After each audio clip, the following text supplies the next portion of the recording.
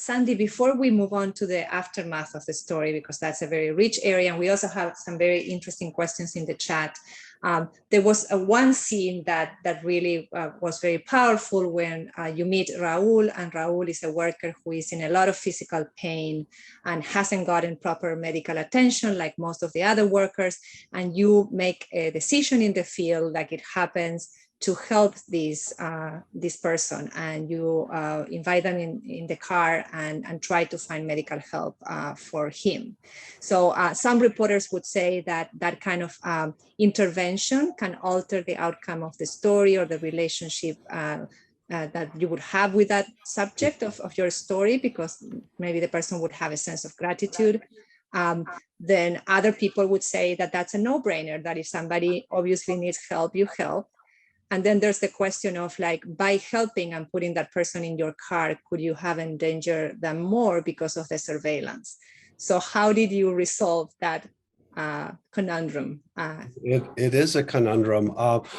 You know, there's a fairly famous, and I don't remember the name of the scientist who did an experiment about the act of observation. And his conclusion is the act of observation changes the act observed. So the notion that a journalist can, you know, put on a white lab coat and descend into a place and then have absolutely no, you know, I'm just here, don't pay any attention, I'm just writing down what you're saying and what it looks like.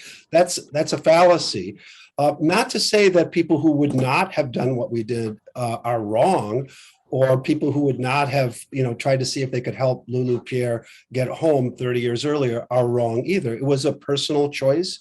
I feel like, you know, for journalists, you don't want to affect the outcome in the sense of, you know, becoming an advocate for a particular outcome when you're documenting what's happening.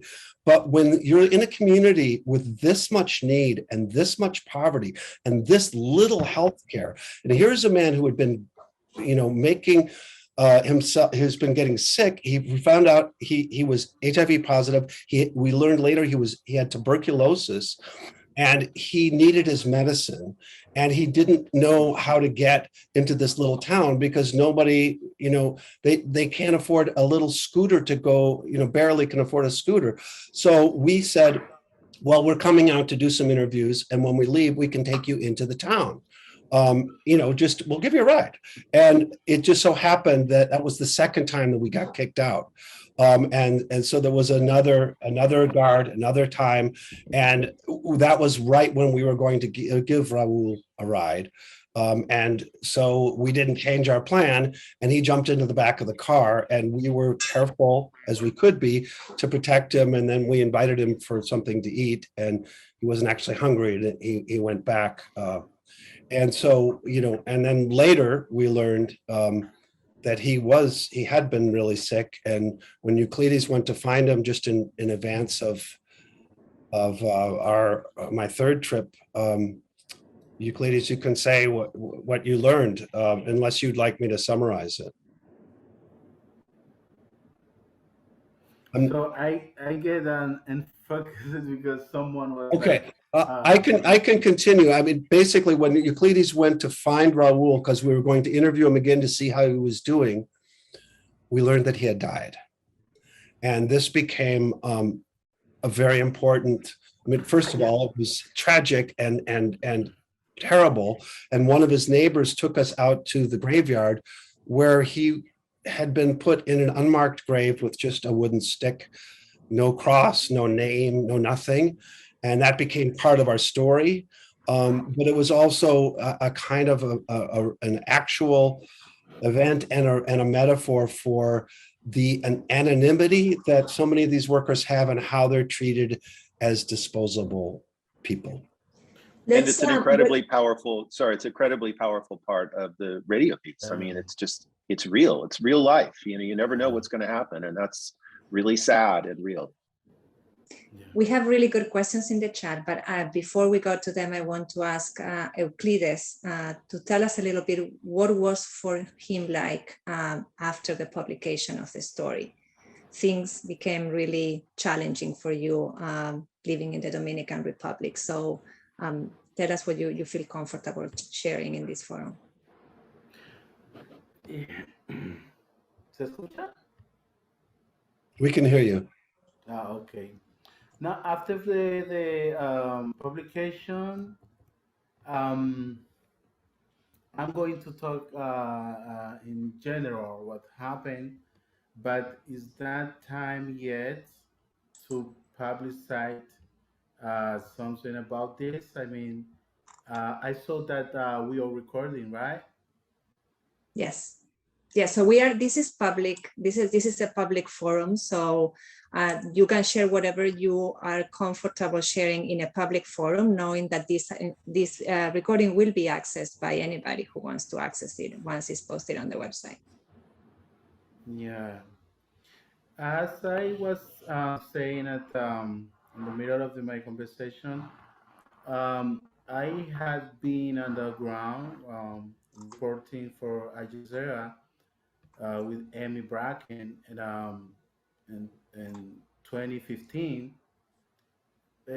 but was not like that. So that history did not have the impact that the last publication have created.